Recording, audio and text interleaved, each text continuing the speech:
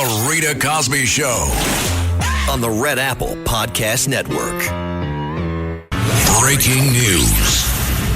And this just in, again, it is primary night here on the Rita Cosby Show. We're waiting to see what happens in D.C. at the mayor's race and a number of other big races. But called now in Alabama, U.S. Rep. Barry Moore has won the Republican runoff for Alabama's. That's for that open U.S. Senate seat. So he will advance to the fall election. And he received President Trump's endorsement. Moore defeated a political newcomer, former Navy SEAL Jared Hudson, in the contest for the seat. Of course, that seat is vacated by Tommy Tuberville, who is, of course, a coach. We've had Tommy on the show. Tommy is running for governor in November. And two Democrats were also in a separate runoff for that Senate seat. But as we're hearing now on the GOP side, the Hudson-Moore matchup is obviously a big test of Trump's endorsement. And President Trump did endorse U.S. Rep. Barry Moore, who now goes on to the general election. So that is a big deal. Obviously, everybody's still talking about this terror plot that was foiled. Really frightening that it looks like up to maybe 24, maybe even more people might have been involved in a plot to go after a group of people, thousands upon thousands, that were there under the cage, essentially, if you will. That big scene that we saw at the UFC, Trump birthday, 250 celebration, all at the White House. And apparently when they went to the homes of three of the individuals that were tied to this, they found a cache of weapons and a cache of ammunitions, that there was just a whole bunch of weaponry. And it shows that these people were certainly plotting and certainly planning to as well. It wasn't just something that they thought about. It was something that they actually went through and bought ammunition. They also had maps of areas, potential areas where they could shoot from, potential areas where people would run away to. Also, descriptions in the Signal chat and also somewhat on TikTok too as well. Very, very frightening scenario. And I also firmly believe that a lot of the rhetoric that we are seeing in the Democratic side and, others, but mostly on the Democratic side, guys, let's face it, by far is so incendiary. It's so vicious against this president. And clearly it is hurting this president in terms of threats left and right. I mean, you think about what happened in Butler, and now here we are, obviously, many threats since then. And yet this massive one could have been catastrophic if it were not for that mother who turned in her own son. 1-800-848-9222. 1-800-848-9222. Let's go to Gail in Pennsylvania on line 4. Go ahead, Gail, your thoughts. Hello, Rita. And first, congratulations on your well-deserved Gracie Award. That's wonderful. Gail, thank you so much. And you know what I love? It's chosen by your peers. So to get picked Best Talk Show for our Great Cats and Cosby Show, I'm so honored.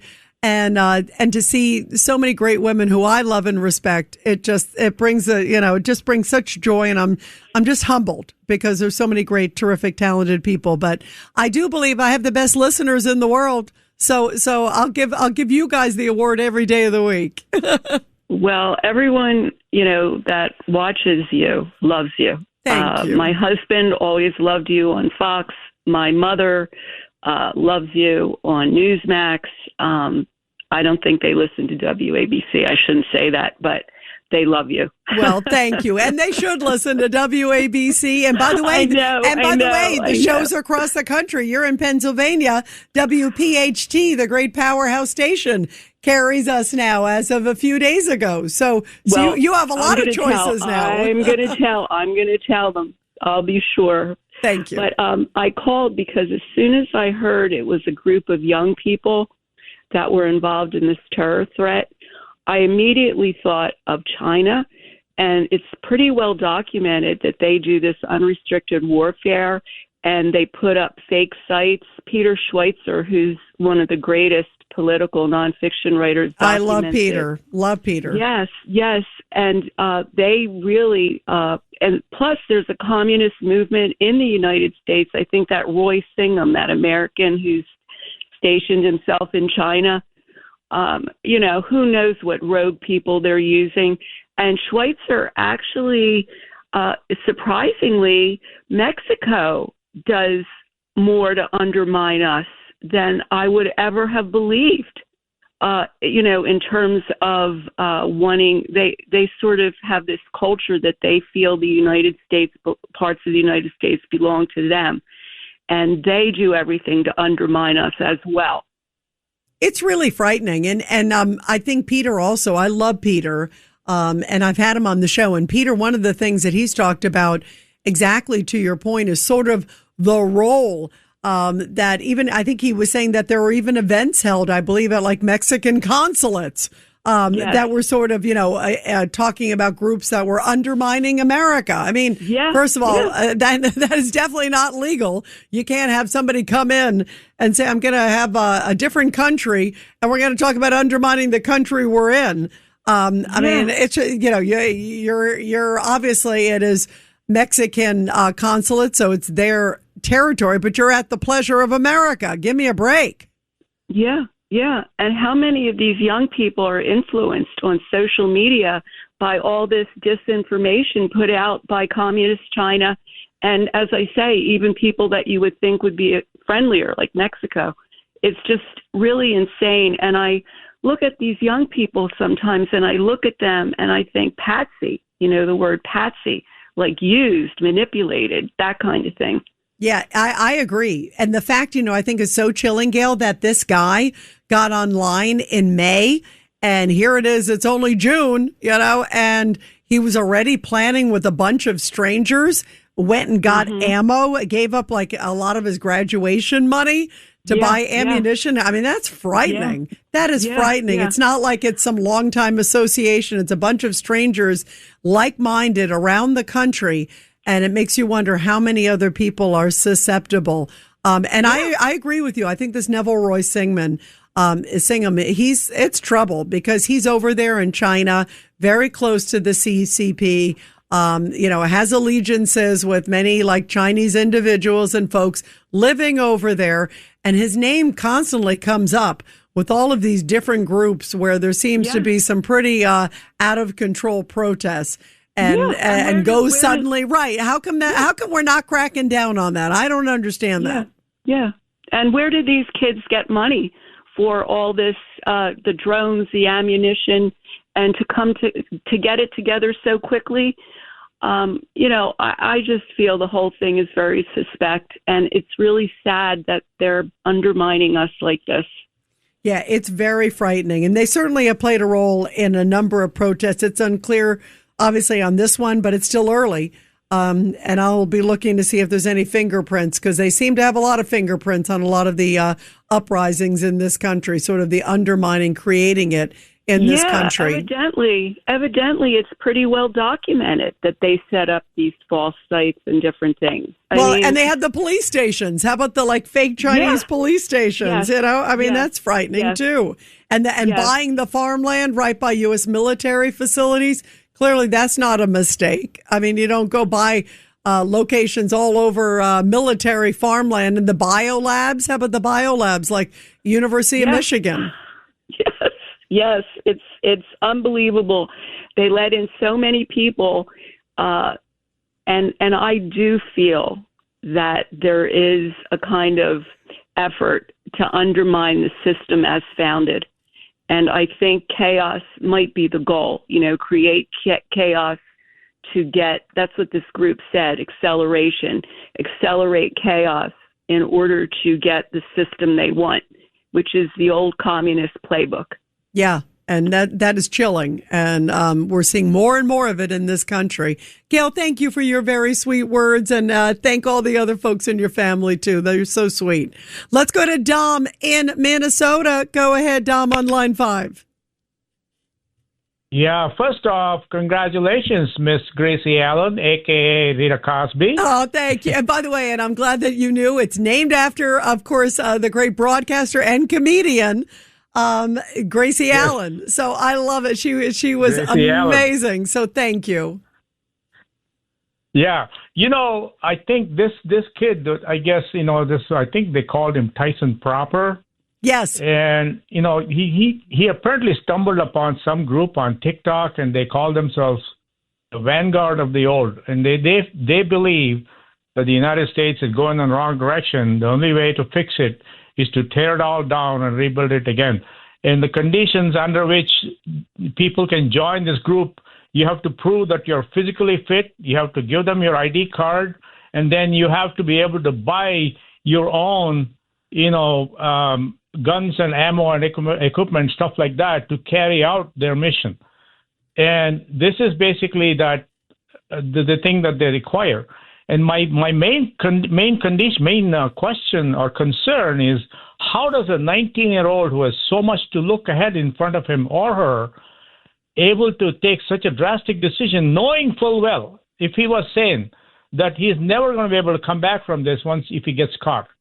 Yeah, and it seems like he comes from at least a semi-decent family. I've only seen that the mother reported it. So obviously the mother understood right from wrong and was troubled with what the son was doing and reported it to police, which is obviously a very difficult decision for a mother. But it sounds like grew up in a home where at least they knew right from wrong. The mother said, I must stop this attack. Thank goodness she did. But you bring up a good point. Like, how do you get to this point? And the other thing, too, and you're right about this Vanguard of the Old, this is this group. He joined it only like a month ago, Dom. I mean, he just joined it. This is not like, how do you get sucked in? You come from what seems like a decent home, obviously. You get sucked in within a month that you're about to carry out some mission to undermine the government. And of course, then they picked the UFC event and they're plotting and planning. I mean, it seems they were a little fumbly-bumbly, but the people were clearly indoctrinated and they got involved right away. I mean, that's pretty scary. Yeah. I guess people are very quick to blame TikTok and Facebook and Instagram, all those things. But my thinking is we have kicked out God and, patriotism of the country out of the school system. This is basically what happens. Otherwise, I have no explanation of how a 19-year-old who has everything to look forward to can resort to such kind of behavior. I just don't understand that. It's shocking. Sadly, there are a lot of them, though, Dom. When I was reading this guy's background, it reminded me a lot of these other Antifa types, if you will, that are sort of out there inflaming things at all the different rallies. I brought up earlier today, I was thinking about like at Newark, at that ICE facility in Newark, things were obviously boisterous, but boy, they got a lot more violent as soon as suddenly these Antifa members from out of town came in. And you have to wonder, like, who are these people? Who are behind them? Which is another good point. Like we were just talking about with Gail who called in, who's funding, who's inspiring them? Are they talking to a foreign government, whether they realize it or not?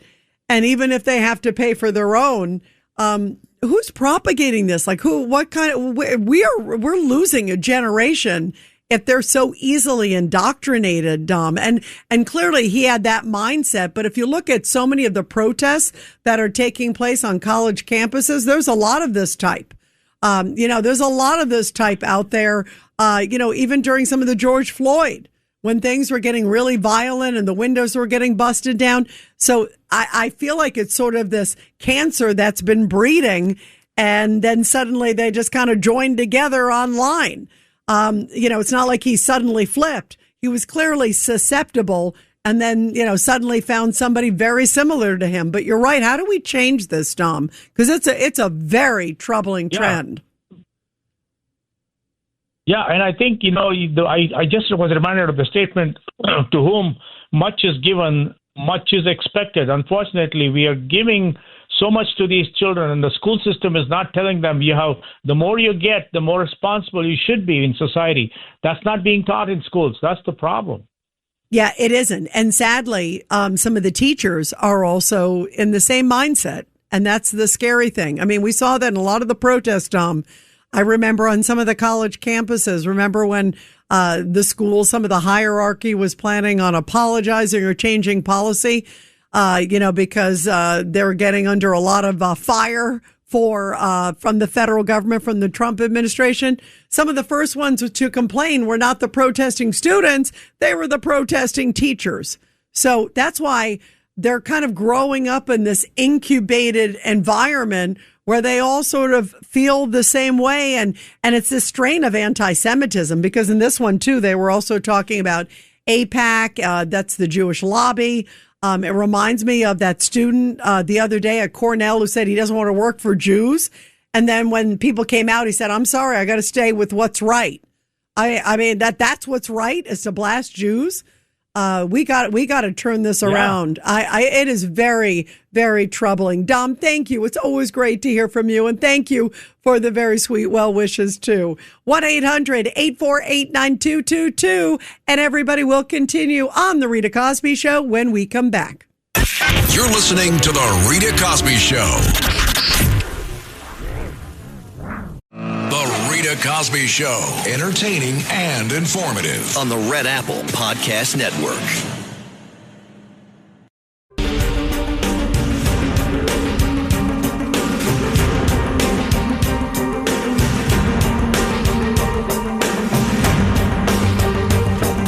This is The Rita Cosby Show.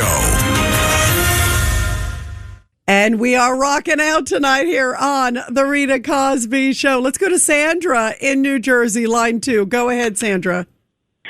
Well, as far as, these thugs, everything was covered tonight. Everything was already said.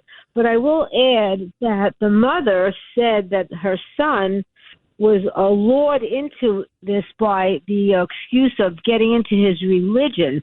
That was a big influence, pushing her son to lean into his religion. So that was kind of interesting. And also, she noticed that suddenly he wanted to go into physical training. That was another indicator to the mom that something was fishy here. Yeah, that's a good point. You're right, that suddenly he was physical training. And I think she even suspected target practice. The Rita Cosby Show. Entertaining and informative on the Red Apple Podcast Network.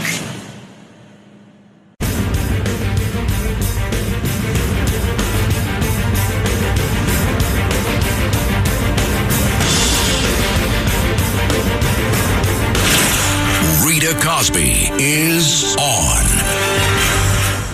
And tonight on the Rita Cosby Show, we're still waiting for a number of results to come in some of the big primary races. And the big question, a lot of people are wondering, in the nation's capital of Washington, D.C., can Janice Lewis George become, I guess, D.C.'s next Zohran Mamdani? President Trump says if she gets picked, and the primaries tonight, it's very much a Democratic seat, so very much that she would likely get it if she wins. She's definitely ahead right now, but it is still too close to call.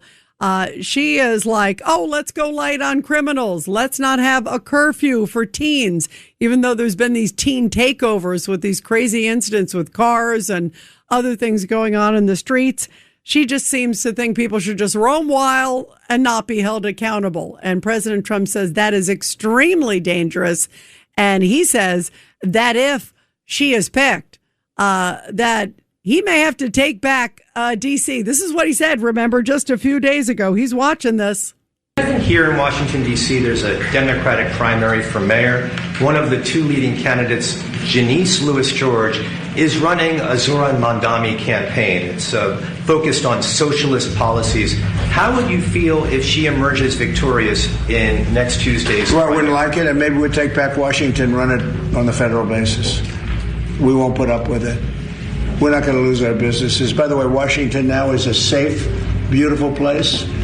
We had 22 fountains dug that are all working. Not one of them worked for years, for 25 years, 40 years, 58 years.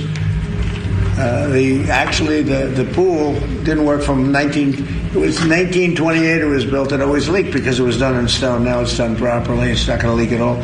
But this is a beautiful place now. People are coming. Restaurants are thriving. The restaurants are all closed. Nobody wanted. Now you can't get restaurant space. You can't get into it. We have a thriving community. We got rid of the crime. We're 92% down on crime. That is a big accomplishment. President Trump says we do not want to go back. And there is definitely a disturbing trend. If you look at even in the Democratic Party, my goodness, it has really been pushing for these far left radical ideologies, very radical extreme candidates. And here's Democratic strategist Melissa DeRosa, because she says, she uses the word parasite. Take a listen. They're going after these safe Democratic seats so that they don't have to confront a general election necessarily. And even in places like Michigan, which is purple, El Sayed is running with his arm around Hassan Piker and Bernie Sanders, and he's running on the DSA type platform. And, I think they've made the calculation they'd rather win that primary and lose the general election, but have won the primary than win the war. And it is right now a strategic takeover of the party. And, it's interesting. If you look up the definition of the word parasite, it is an organism that latches on to the larger being, and it sucks and feeds off of them in order to grow themselves with the ultimate goal of killing the host. And that is what is happening. The socialists are parasites on the Democratic Party, and they've latched on, and they are now trying to take No, you're over wrong. The traditional They're parasites in the entire country. Yeah. And it's just, and I like to remind people, Bernie Sanders, who's out there leading the charge on this, is number one, every time they say, oh, it's time for the older guard to retire and step aside. Okay, well, Bernie Sanders is like 122 years old. So is he stepping aside too? Yeah, good point. But no, if he fits the ideology, they'll keep him there forever. And if he doesn't, like a parasite, they'll take him over. 1-800-848-9222, 1-800-848-9222. And you are listening to The Rita Cosby Show. Let's go to Jeff in Jersey City, line 5. Go ahead, Jeff. Thank you, Rita. I just have a very important historical question. President Trump, like Harry Truman, and one thing I just got to slip this in because they treated him so badly. President Nixon, even though everybody hates him, he was the best foreign policy president we ever had in history. Period. Yeah, I mean, you look at what he did with China and a whole bunch. Absolutely. Ignorance intellect, and you got a guy on your radio station that knows him pretty well. Yeah, I think. Well, first of all, Ed Cox, who we often have on my earlier show. Ed Cox, he's married to Tricia Nixon. They just had a 50th anniversary. Excellent. So on Trump now, he has a chance to be with Truman, with Nixon, with all the greats in history, because this is a pivotal moment. Everyone on the globe, Rita, knows Iran is already laughing and tearing up the agreement. They're not going to honor the agreement. We all know that. Can we be on that pretty much? So, well, I think they won't. They're not honorable people. To your point. Okay, good. So how long do you think it's going to take President Trump to? I'm sure he has the military. They're all going through their rehearsals, and there's probably a timeline. And finally, to give them people in Iran, their freedom by blasting the IRGC back to Kingdom Come, because they're going to they're laughing in our face now, and it don't feel good, So I'm waiting for that moment. So what is your sense of that? And some sort of timeline, or how is that going to work? What do you think? Well, I think sadly it's going to happen soon. And I'm just being realistic and honest with all you guys. I do, because I think President Trump, to his credit, first of all, he's obviously significantly degraded their military, their economic structure, a lot of things, their leadership, a number of the layers of the leadership for sure. He's definitely put a dent in the IRGC, but to your point, there's still some definitely remaining stalwarts. And I think they're still determined, just like you said, clearly they're concerned about President Trump because he's a different American president than they've seen of late. That's for sure. But they're Iranians and they're still Stallhard and they're diehards. And I agree with you that I think they will try to violate it. There were reports, even after, the word came out that the deal was happening on Sunday, there were reports that they were sending out drones after commercial ships in the Strait of Hormuz, like hours later. So I think they're going to attempt something, and I think they're going to continue. And I think also Hezbollah, I don't see them calming down in Lebanon, and that's going to provoke Israel. They can't just kind of have incoming and not do anything. So I think that there's a couple different layers to all of this. And I think that President Trump will not let it go by for a long time. Maybe a little bit. Maybe he'll get it in writing, and then he'll say, okay, here it is. You signed this. You violated it. And he's made it clear, Jeff, they are keeping the military big time there. In theater, in that area. They have not moved the military. That is for sure. There is no message that they're pulling out troops. There's no message that they're moving away. And that's clearly a message that if you violate, we're going to pound you. If you violate, we're going to pound you again. And I think if they do some significant violation, President Trump will really pound the heck out of them.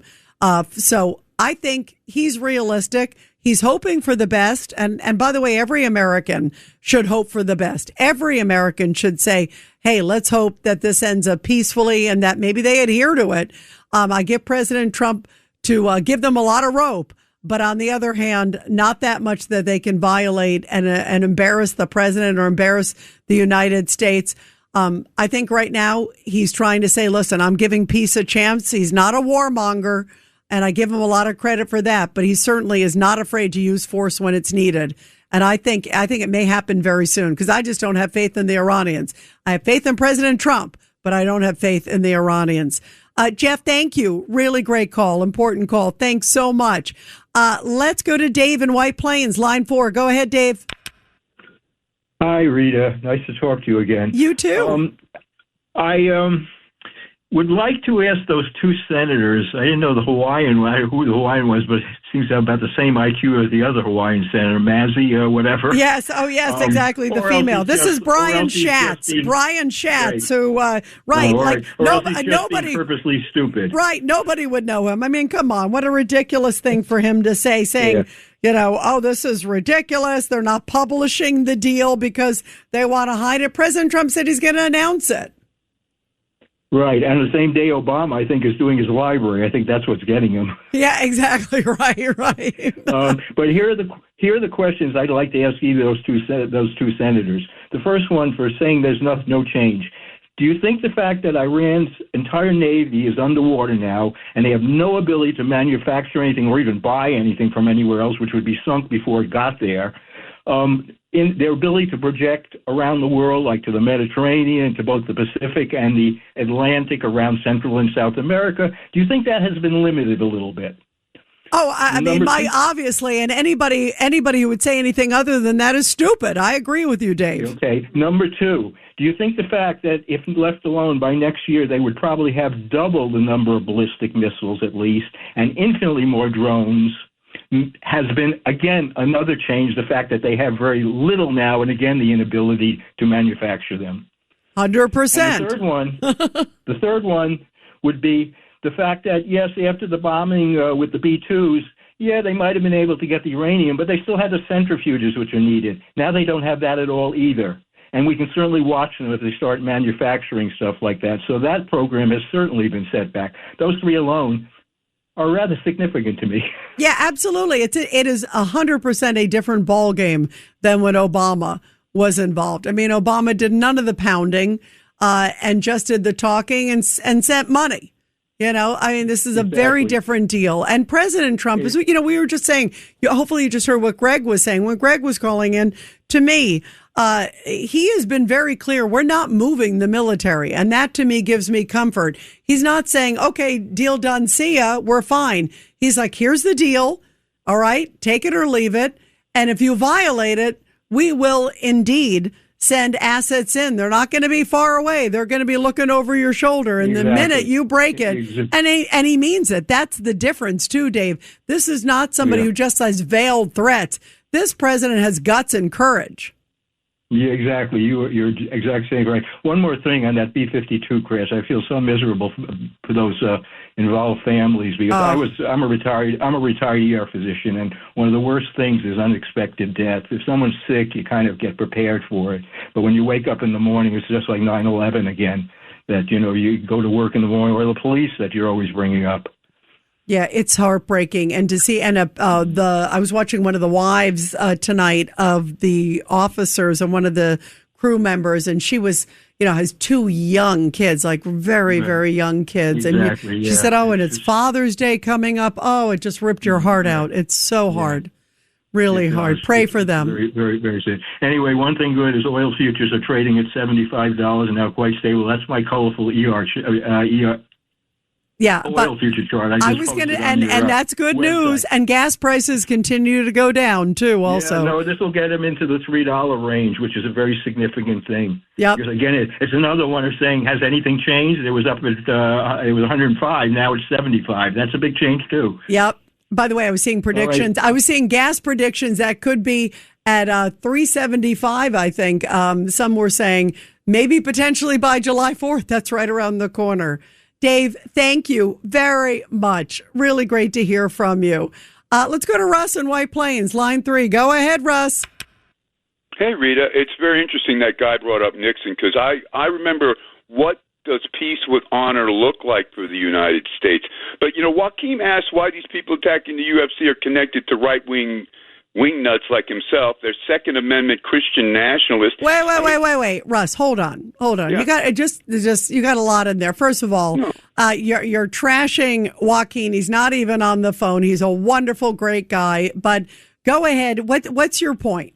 Well, you're very generous with people who agree with you, Rita, and I'm sure you will. I'm actually very generous with everybody, Russ. So, go ahead. I like, the difference, Russ, between me and you. I like to hear from everybody.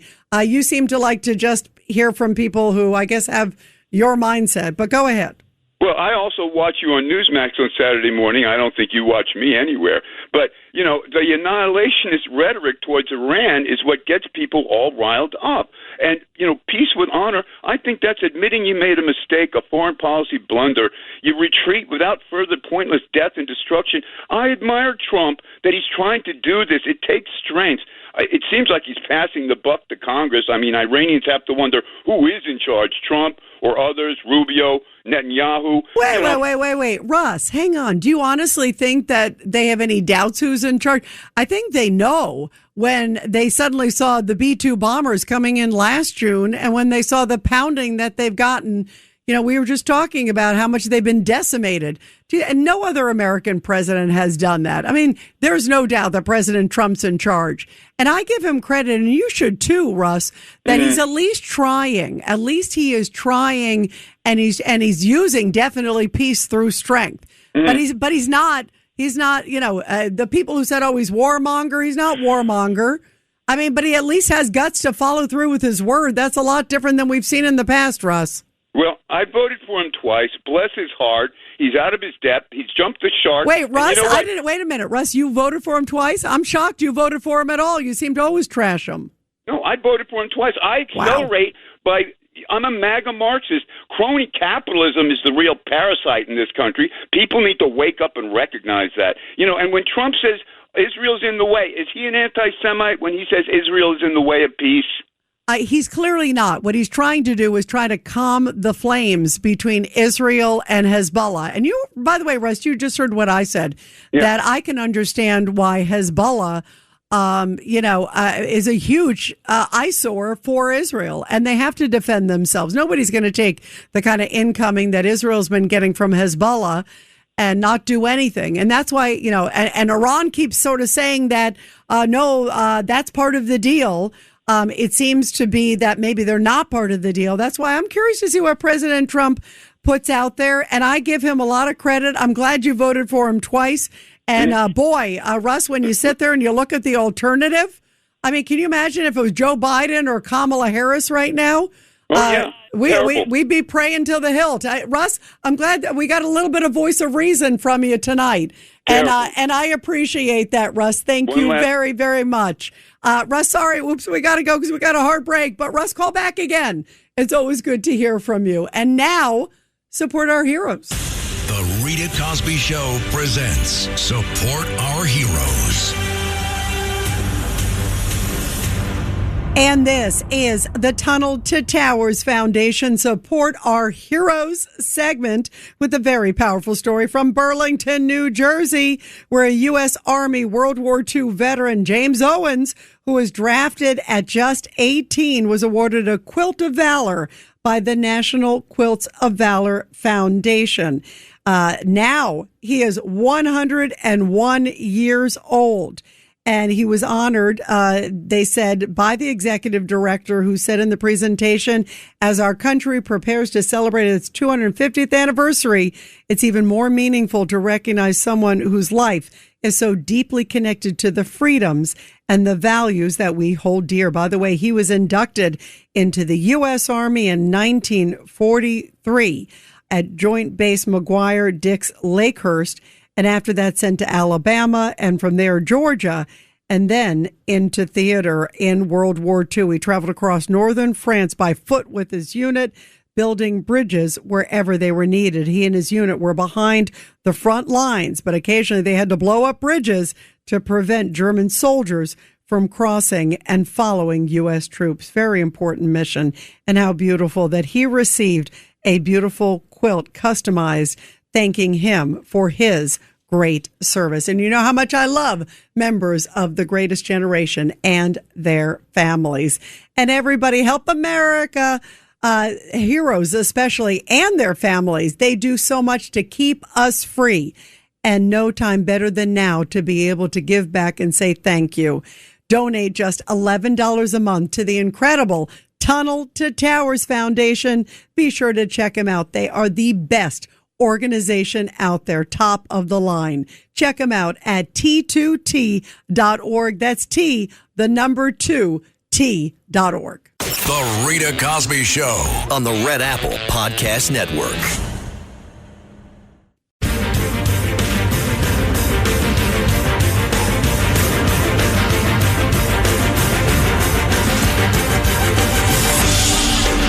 It's the Rita Cosby Show.